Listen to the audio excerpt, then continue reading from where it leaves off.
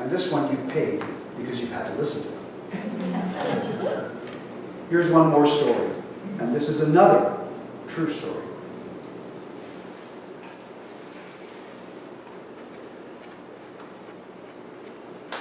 Last year, I got a dog named Toby. I adopted him.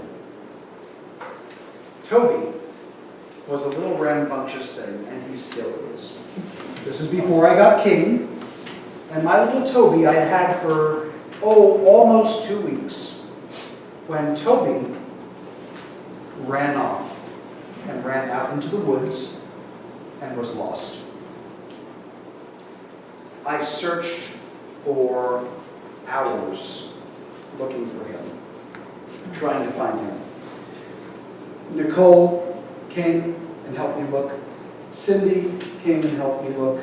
I had Vinny come help me look. I had Linda and Annie came help me look. I had people coming from all around to help me look for this dog. I knew he was somewhere out in the woods, out in the 1,000 acres that surround us, and missing. I also knew that somewhere he had his collar and his leash wrapped around a tree. And he wasn't responding to me. He wasn't barking. So I didn't know where he was. He wouldn't respond, and I couldn't find him. And we walked and searched for hours. And I would call his name, and I would whistle, and I couldn't find him. Adding to this, we had had, as similar days, pouring rain the days prior. Everything was saturated, muddy, and flooded. And I'm walking through saturated grass, soaked from head to toe, my feet muddy, tracking everything. I'm seeing dog prints in the mud. But I can't tell if they're his dog prints, another's dog prints, if it's a coyote print. I couldn't tell. All I knew is I couldn't find him. But at one point, we had to split up and we went different ways.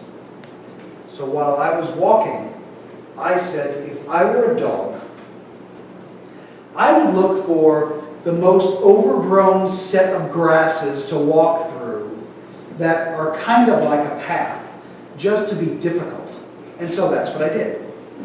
And I walked out through this path, this muddy, wet path, through grass all over me, checking for ticks every 5 minutes, because I knew I was going to get some on me. And I wound up walking in places I had never walked on these trails before. Because I said, I have to go. I have to find him. I've only had him for 2 weeks. He doesn't know the area around here. He won't know how to find me home. And so I looked for Toby. And I called for Toby. And he never responded. At one point, I walked up a steep trail full of stones, heavy stones. Obviously, it's a runoff path, as it turns out. And while I was up there, I came across something I'd never seen before out in the woods. Hundreds of orange salamanders. All over the road, all around me. Hundreds of orange salamanders. Just littering the road all around, up in the walkway. So I would step carefully around them. Now, it might look like a salamander, but what if it's a fairy? What are hundreds of salamanders? I don't care how wet it gets out there. You're not going to have an enclave, a massive gathering of salamanders for no good reason. So, I said, this is something I have to do. I know it's silly. I'm going to do it anyway. So I stopped and I squatted down. And I said, Mr. Salamander, I'm missing my dog Toby. He's a yellow lab. He's young. He's lost. He needs help. Can you help me find him? Now the salamander did not respond to me. He didn't talk. But it turned its head and looked at me. it showed it was paying attention. I said, there's a lot of you out here.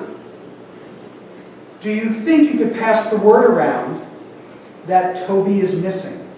And can you show him how to get back home to me?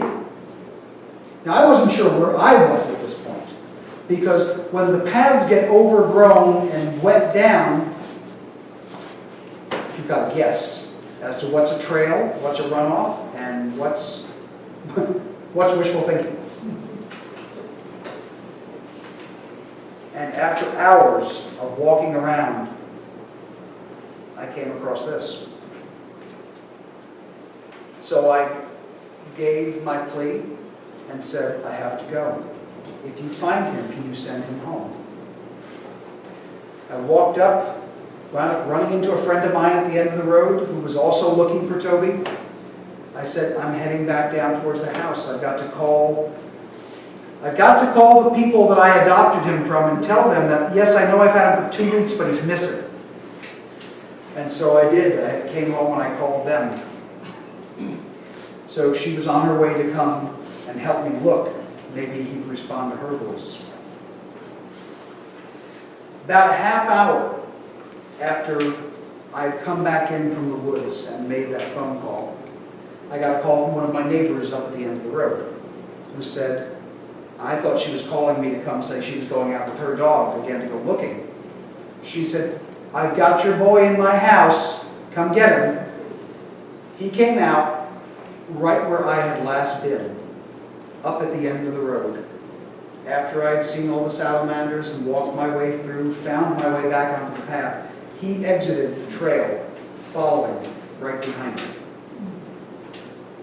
And she got her dog to go out to him and have her dog follow him back in the house, because he was still afraid of people, and he was new, and he was only up from Tennessee.